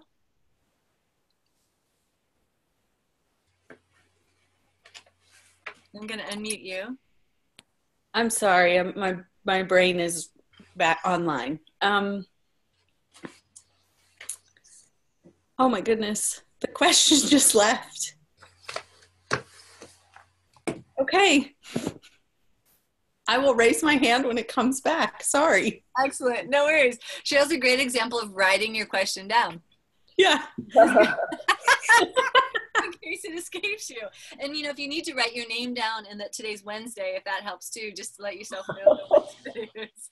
I'm talking to all of us over 40. Yep. Mm-hmm. My friend Daniel's so sweet. He says, the older you get, it's not that you forget things, it's that your consciousness starts to get so big. There's so much room that it takes a while for it to come back to you. I like it. I love who's ever laughing. Oh, ladies. Do we have any more questions before we move on about the GROW model? Is everyone clear? Marna, what you got? Can you hear me? I can. Okay. So it's about the GROW model, but it's also just a question I've had too. In your signature talk, do you make offers, or are you just offering the discovery sessions? Gorgeous. Gorgeous. So for all of you who have never done a signature talk, we recommend discovery sessions. Okay. Discovery sessions. That's what you're Okay. offering. So you wouldn't talk about price, or you wouldn't talk about the cost of the investment. Nope. Even if they ask. So it would just be stick with that's discussed in the discovery sessions. Exactly. Okay. So I love that distinction, Marna, because that can be a little weird, right? Because Yeah. when people are offered something for free, often they're like, is that really What's for the cost? Yeah. right? So here's the thing. When we make offers for money, people have objections that come up, right? Time, money, trust. And we want to be sitting in a one-on-one conversation so we can address those. Right. Okay. So that's the reason we make free offers for discovery session and then have those money conversations when we're one-on-one. That's the reason behind it. Okay. Now, when you're giving your signature talk and you're offering a free session, please someone pops up their hand. There's a fiery one. They're like, wait. Right. Are you going to make me an offer in that discovery session? Are you going to try and sell me something? Here's a moment to be completely transparent. Right. Yeah. Like, yes, I'm in business and I charge for my services, but I have a range that I charge because I create individual packages. So the discovery session is a chance for us to sit down. I'm going to give you a one hot tip or a blueprint. I'm going to help you get some freedom and see if we're a good fit to work together. Right. And then you move on. Okay. Yeah. Good? Got it. Yeah. Thank you. That Awesome. clarifies it. Yep. And raise your hand if you are on this call and you've already made paid offers from stage, where you've been in a group of people and you've given a talk and then you've said, I have a package that has a price on it. Awesome. Jamie, anybody else? Okay, awesome. So all of you are making offers for discovery sessions. Awesome. And Jamie, you have a different model. And if you have questions about that, Jamie, happy to answer those too. Kira, is that really your hand up? What you got? So my question around the grow model is, so I remember at the event in March, Sage talking about having the grow model conversation on a surfboard. And so like, I think would get a little bit confused in terms of like, are there times appropriate to have it outside of the discovery session? And so, yeah, awesome. I think I got a little bit confused of like when to use the grow model. Is that something to like get people into a discovery session? And I mean, the more we talk about it, the more it's like, that seems like it's in the discovery session, but awesome. It seems like there's something I might be missing. Yeah. She told a story about doing a grow session on a surfboard. Yeah. I love that woman. She's bold. That woman is so bold. And it's true. If you're with someone anywhere on a surfboard and you have a program that's starting and you need clients, yeah, you can have a grow conversation. Absolutely true. Now, Sage is a really skilled enrollment practitioner, really skilled. Like, right? She's had thousands of people say no thank you to her. And she just keeps on going. We may not all have that style. What I recommend for you, Kira, is if you run into someone who's having issues with weight, right? That's your niche for now. Awesome. And they're complaining. They're like, oh, I hate my body. Oh, I never feel good in these pants. I'm smoking like a chimney, just trying not to put M&Ms in my mouth, right? You're like, whoa, that's my ideal client. And they're sharing this with you. This can be vulnerable, right? You might ask them, what do they want instead? Right? And if they're saying things like, I just wish I knew how to do this. I feel like, if I was losing weight with like if my husband were to lose weight with me, like I could do it. Right? That's their goal, their R. And you're like, well, how much, you could ask them, what is your ideal weight? Do you know what that is? So that's the G and the R right there, right? Organically unfolding. If you feel from that conversation that you could actually help them, you can let them know, wow, I help people just like you. If they're like, really? Oh my God. And you have 20 minutes to sit down with them and you feel like you can sit and they have 20 minutes, you can be like, I'd love to talk to you about what I do. I've got 20 minutes. Do you have 20 minutes? You can sit down and have that grow conversation right there. Make sure you're taking notes and make sure you have the opportunity to book a follow-up session with them, right? Because that's the sequence. Have the conversation, either make them the offer or book a session to follow up with them. So if you have the time to talk with them and they have their calendar and you have their calendar, or you can capture their email and follow up, then great. Opportunity is at hand. If that same conversation happens at a networking event and everyone in the room is networking and you fall into that G and their R and they're your ideal client, I recommend just capturing their email. Be like, I'd love to talk to you next week to follow up on this conversation. Would you be interested in talking to me? I have a free 30-minute freedom session I'd like to offer you. And if they're like a hell yes, capture their email. Does that make sense? Yep. Thank you. Yeah, great question. Big kiss to Kira. Mwah. The days of like business cards are kind of gone. What Sage has showed me again and again when I've been at events, I'm like, I should have a business card. She's like, do you have your phone? I'm like, yes. It's just to ask people for their contact information if they're interested in talking to you. And then your job is to follow up. So on my phone, I have an iPhone and I have a notes section. And under notes, I have follow-up as a whole category. And I just put the emails right into that follow-up. And then I go to my calendar. And on my office days, on my calendar, I write follow-up. So that when I sit down at my desk and I forget what I'm supposed to be doing and what I'm in business for, I look at my calendar, it says follow-up. So I'm like, oh yeah, I talked to that woman last week. And then I follow up. Okay? Follow-up, the follow-up, the follow-up. One of the biggest things we have to get over as women is that following up is sleazy or salesy.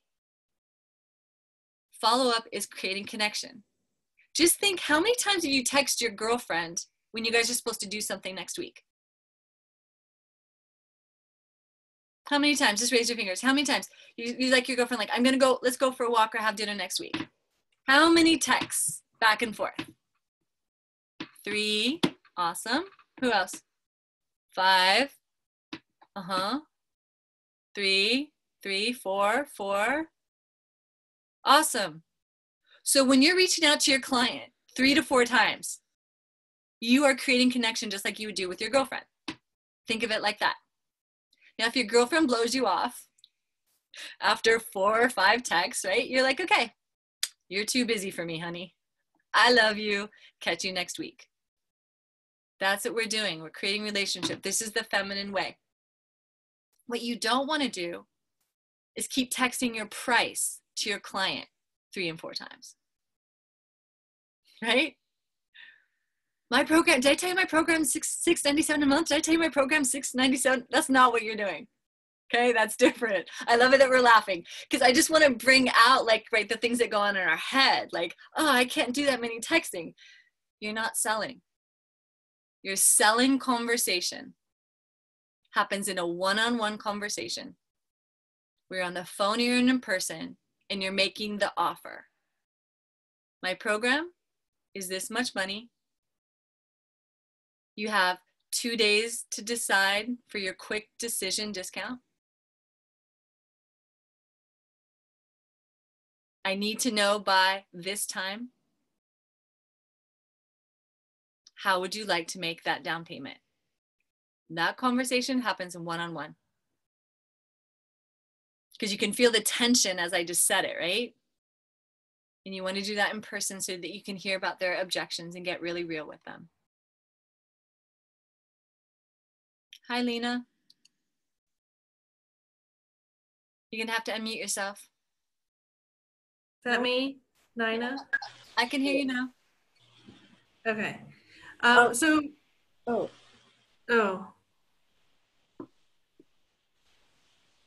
it Nina or Lena that you want? Oh, I'm sorry. Lannis. Lena.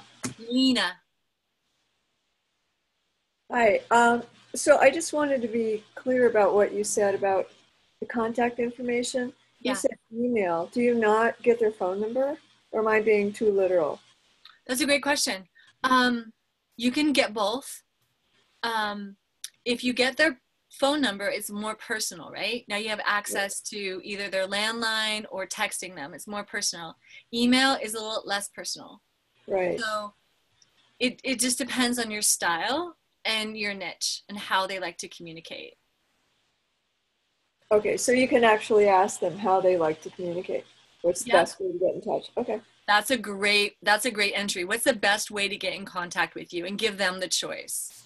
Okay. Now, when you're doing signature talks, and at the end of your signature talk, you're handing out those forms that are asking them for if they want a discovery session, absolutely ask them for their phone number. Absolutely ask them for their phone number and their email. Because here's the thing. Say a client really is stoked. They really loved your signature talk. And you're emailing, you do those 3 sister emails, and there's no peep. Pick up the phone. Pick up the phone. Make it your last ditch effort. Be like, hi, I've been trying to get a hold of you via email. Maybe you're not getting them. So I'm reaching out to you by phone. I was so excited to meet you last Wednesday at the talk. And I have something that's really going to help you get over your grief. And leave him your phone number. So I've been meeting people at health fairs. Yeah. And asking them if they're interested in a discovery call or just a phone call follow-up. Yeah. So I have one particular potential client who is so excited, and we've talked once, and we scheduled a call and she couldn't talk because things were flying crazy at work. I've now called her 2 more times on her business phone and her home phone or her cell phone.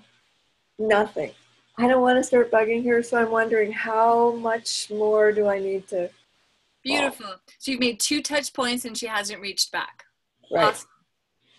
You've got 3 or 4 more touch points to make. Okay. All right. So one of the strategies is, do you have her email address? I do.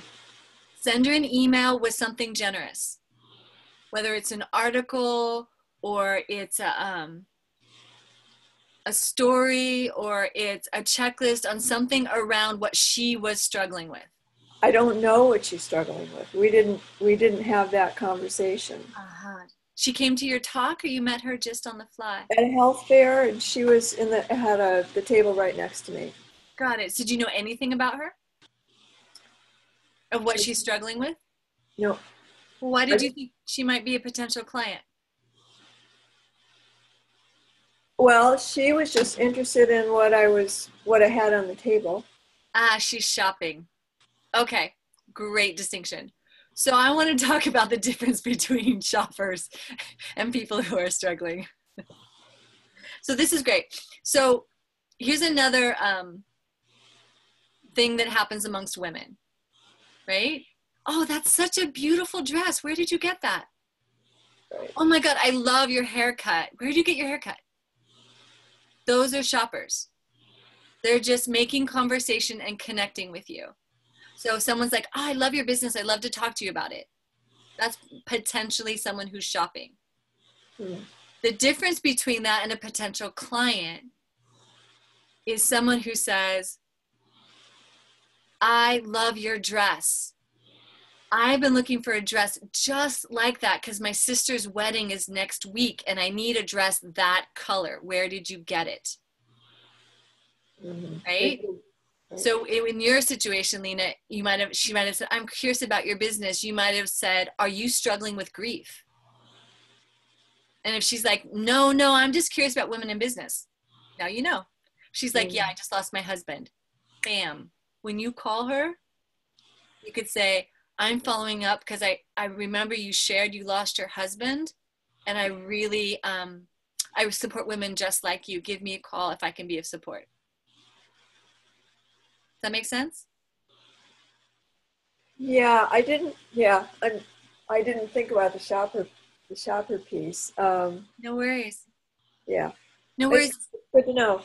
Yeah, for you, Lena, one of the archetypes that you might want to skill up on is those mentoring questions and those coaching questions, so that you can actually, like I was coaching Kira, if you meet someone who's curious about you, you can feel a little bit more if they have a struggle and a goal that you can help them with.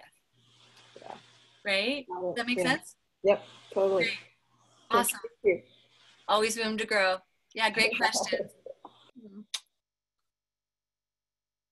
Oh, I have chocolate sitting right here. Who knows this chocolate?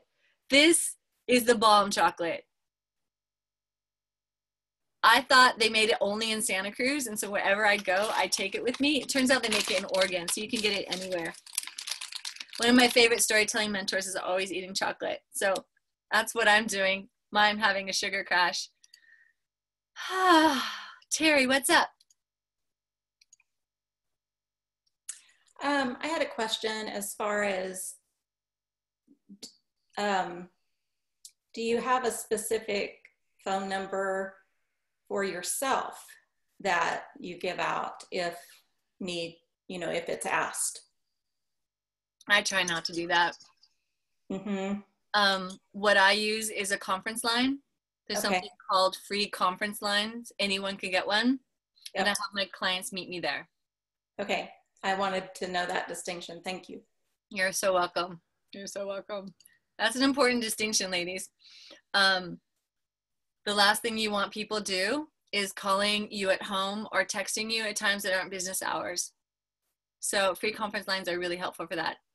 Cheryl, was that your question? What is your question, Cheryl?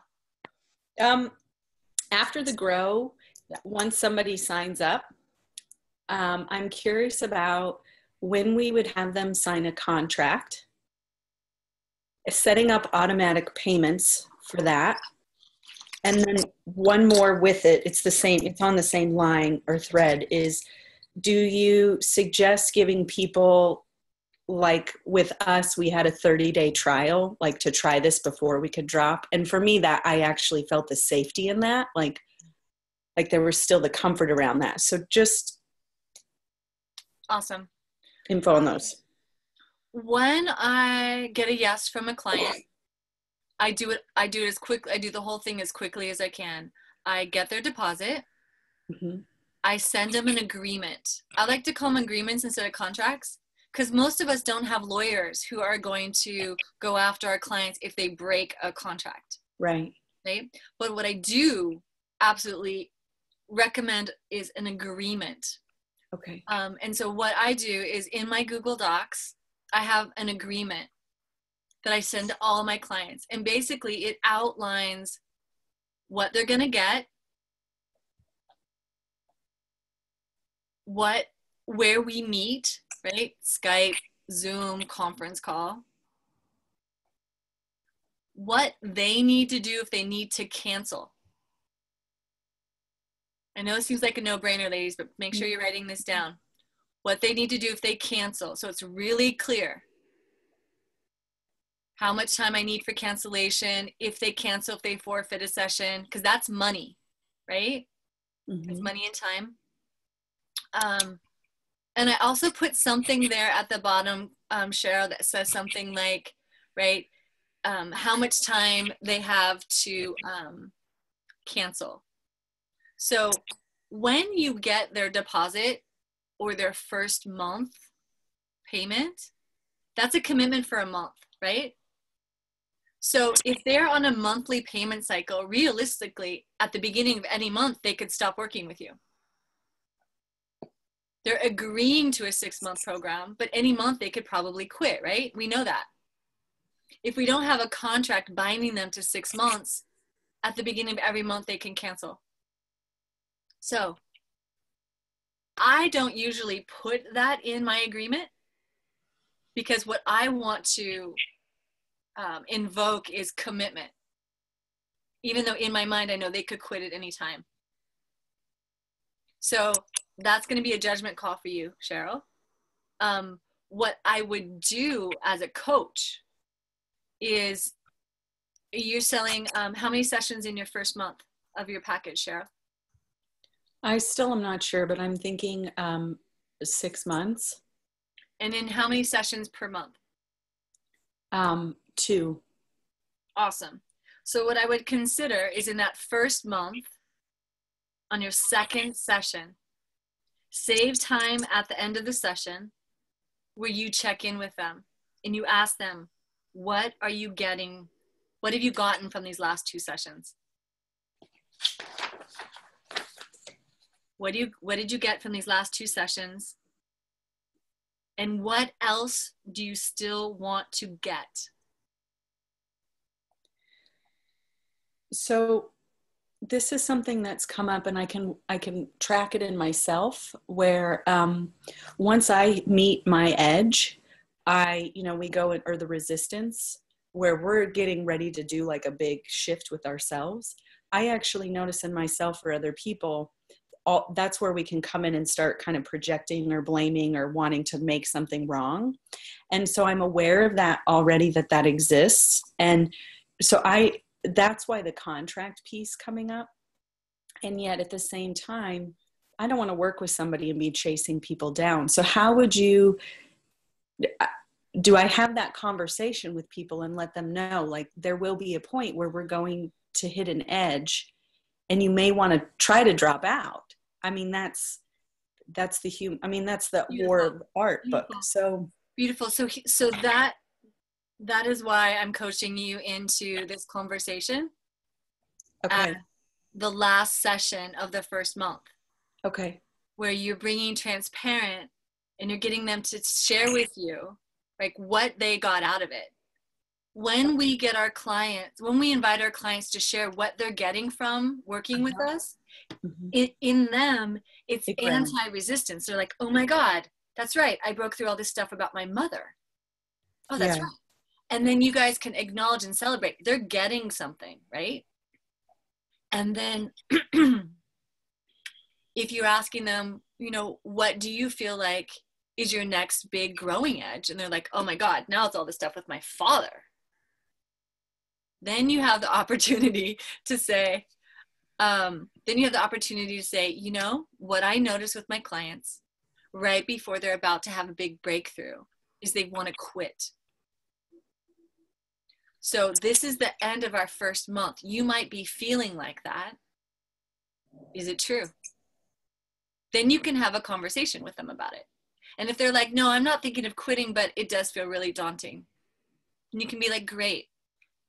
Your next breakthrough, I see, is on its way. Let's make sure that on this next session, XYZ. So you're being proactive in helping with the resistance and the quitting. Does that make sense? Perfect sense. And I love the contract word being taken out of it, because I will admit, this actually, I was noticing today, tracking, this is what's stopping me from going forward actually, is knowing the agreement piece and how just the logistics side of it. Yeah. Because we're working to get them to come in and have the income. Yeah. Yeah. I want that to stick around, but I also have that desire to help. Like, yeah. So Cheryl, remember, this is about relationship. The whole enrollment process is about relationship. And when we're not honest in our relationships, then people want to back out. We're never actually done with enrollment. We are, as coaches, as mentors, we are always inviting our clients into committing to themselves. And in the transformation journey, there's going to be times where they're going to want to quit on themselves. That's why they hired us. We all want to quit. We all fall into doubt and we want to quit. So we are constantly pointing them back to what they want and celebrating how far they've come. And then that helps them stay committed into their own internal contract. They're committed to themselves. Does that make sense?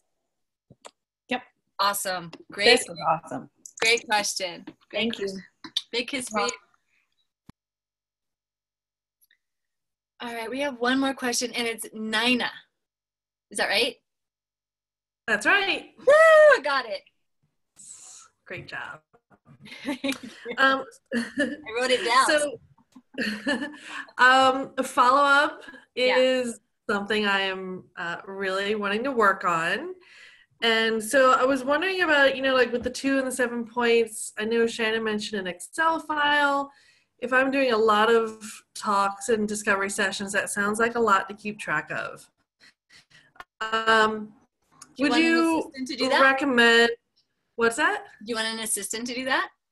I would love an assistant to do that. I was first thinking of something like Constant Contact and maybe having template emails and it automatically goes out to people. Yes. A virtual assistant. I love that. Excellent.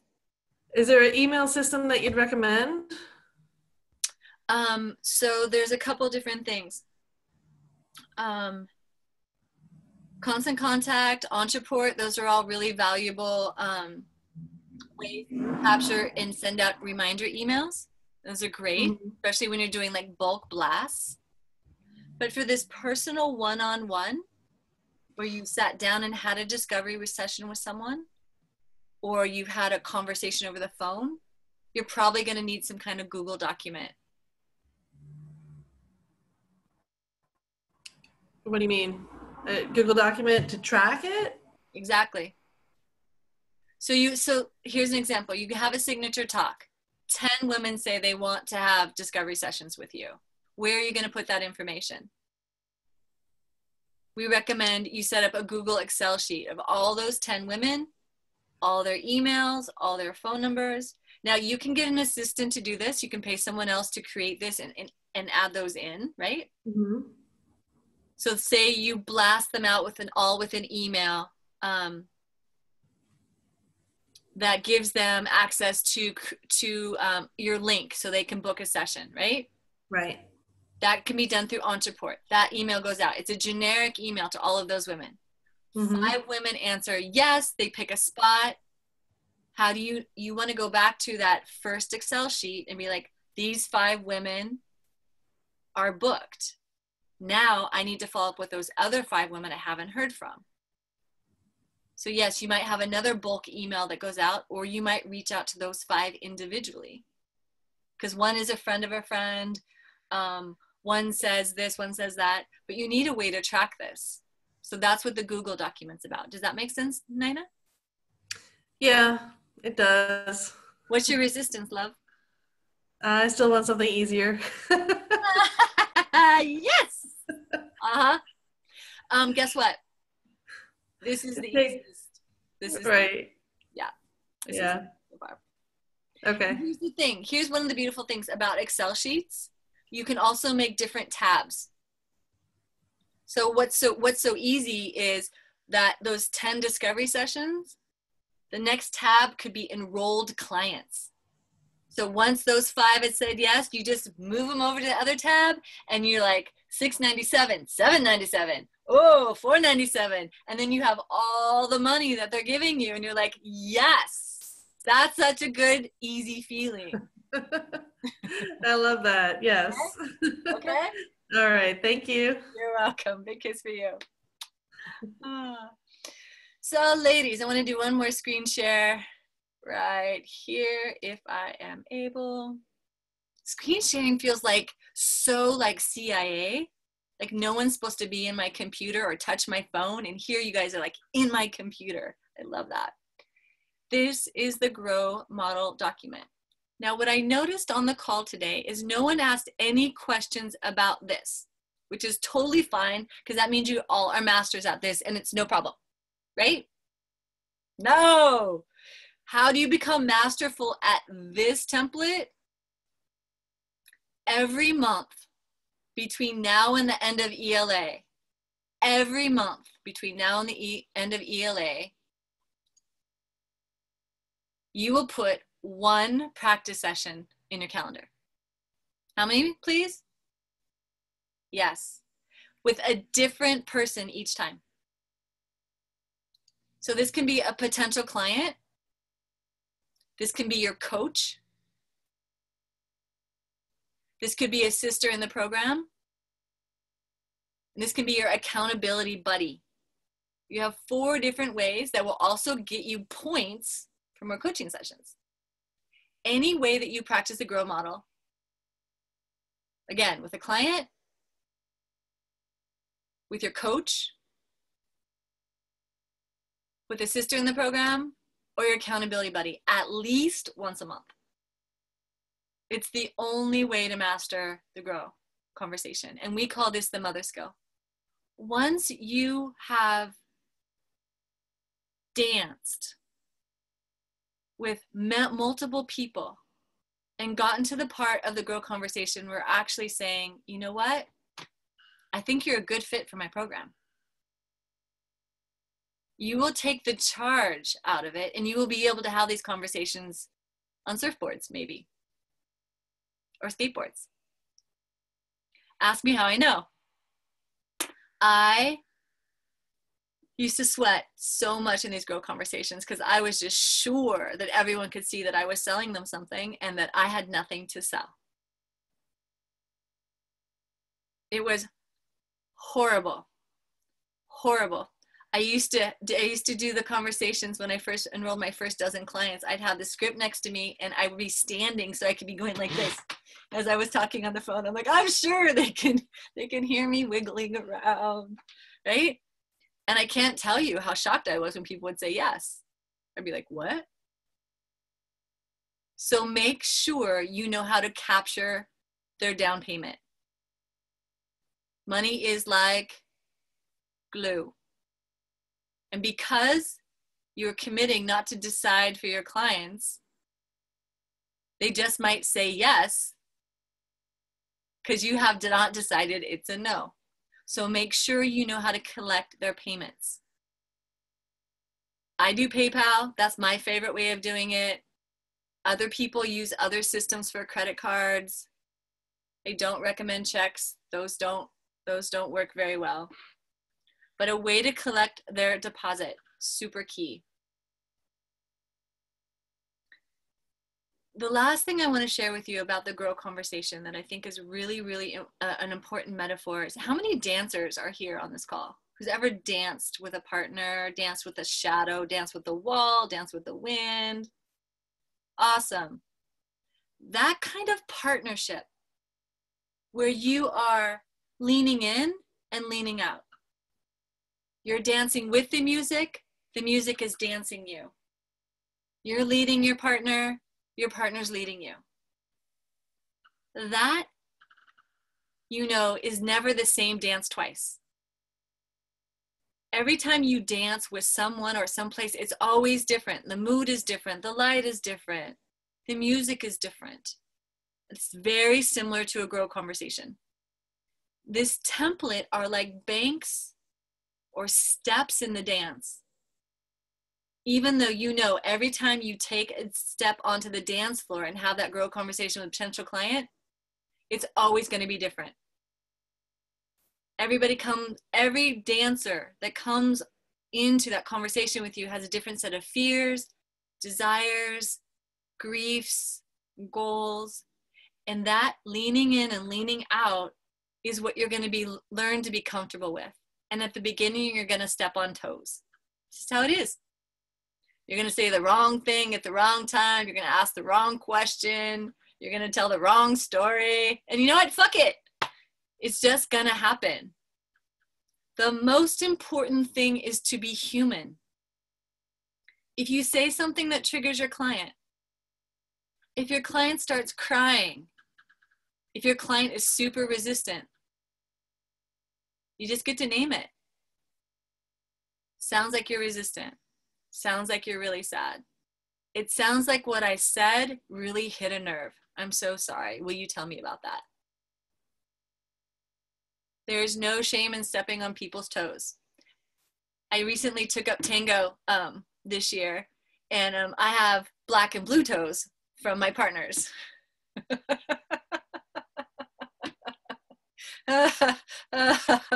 Wow. It's just part of learning the dance. And I think one of the hardest things for me was just being in beginner's mind again. Just loving myself through not being perfect and making mistakes. So when you commit to that once a month, at the minimum, having a grow conversation, a minimum of once a month, you are committing to the dance of learning how to be a master enroller. And once you learn this conversation, you can make money anywhere. Anywhere. Because it's not about what you're selling, it's about connecting with your client. It's about creating a conversation and a space for potential and transformation. Then you can offer anything. No matter what your niche revolves into, no matter what you're offering, it's a wash, rinse, repeat cycle. So make sure that you've printed out the grow templates, the archetype templates, and make sure that you have those with you whenever you're in a grow conversation. And we're about to wrap up the call. Shannon, is there anything we need to share before we go? Well, there's some clarification I want to make, and just another reminder for the enrollment game, because that's based on everything that we're talking about today. You're already earning points. There's a new contest tab in your client forum, and I had forgotten that it was stuck there. And it's to make the contests really easy to access and super clear, because you get such awesome prizes. So to learn about the contest, you're going to visit your ELA forum and go to your contest tab. I believe Sylvia also posted it on Facebook for us during the call with the download link as well. And I just wanted to read off a couple of prizes. So the first place prize winner is going to get a spa day massage, hot seat laser coaching at October event, which a couple of you know is super valuable, who had it, and all of you got to witness that. Second place also gets a hot seat laser coaching in October, and third place gets gold pass coaching with our clients. So we're excited to give you guys these prizes and have you play this game, and I'll be cheerleading you over on the Facebook page, and I want to keep reminding you, I'm going to keep reminding you, just play your personal best. These contests and games are not meant to be competitive. Competitive is a killer, and we all know that. So don't compare yourself to anybody. Just play at your personal best. You can actually get bonus points and bonus prizes for encouraging each other and sharing your personal wins, even if you feel like they're not the best wins that are being posted about. You actually get bonus points for cheering each other on. This is a group effort. This is about really stepping up and stepping into your enrollment. And then the second reminder is just use this game as a mirror. Just really use this. If there's any trigger in any way that you have compassion for all of it, that you see that wherever you get triggered by enrollment, like Serena's been walking us through today on this call, it's just a learning point for you. So I'm going to leave all of you with that. And thank you so much, Serena, for your brilliance today and all of your amazing answers to questions. I'm so glad you're here with me, Shannon. Thank you so much. And thank you for rolling through this script with me in the imperfect way that it spilled out today. There's definitely some moments where it got really wobbly. You're such a great dancer. I really appreciate you. You've got to have dance partners. I love your analogy. One last thing I wanted to share about the Facebook page and videos. We love your videos. And there's been a little trend. Someone posted a video and then someone else posted a video, and there's these revealing videos that have been amazing. And what we need to ask you ladies in this moment is to save your video chi for when we have a video contest. The Facebook page ideally is where you can get laser business coaching. And we really want to save the bandwidth of the coaches on that Facebook page to really give you business coaching, laser coaching. So what we want you to do is to post those questions on Facebook page. Definitely post your celebrations, absolutely. But the 6-minute videos, the 3-minute videos, it's just too much for us to absorb at this time and be able to give you the laser coaching. So congratulations for everyone who got visible on your videos. It's amazing. We will have a video contest coming up again, and we want you to save your chi for that. And if you are hot to trot and making videos, we want to send you over to your own Facebook page where you can make those videos and go live. Like, that's the best bang for your buck right now. Thank you for supporting us on that. And thank you from the bottom of my heart for each and every one of you being here today and taking a stand for your own financial independence. By really grasping the GROW model, you are putting a stake in the ground to be able to create sustainable and lasting income for yourself by being able to make offers where people really understand that you will help them with their goals, that you have capacity for their struggles, and you have a plan or a blueprint or an option for them to actually have the transformation they've been dying to have. Each one of you is an independent liberator of your clients. And this model, this mother skill, is one of the very most important things that you can do to actually make that a reality for yourself. So we're going to set you forth on this Independence Day to practice this GROW model in any way you can. Make as many mistakes as you need to learn how to create this life for yourself. Congratulations for being here on this call and taking the time out on this holiday and really devoting your time to yourself and your future.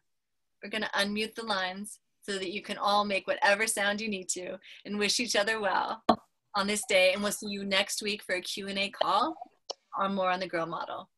1, 2, 3. Love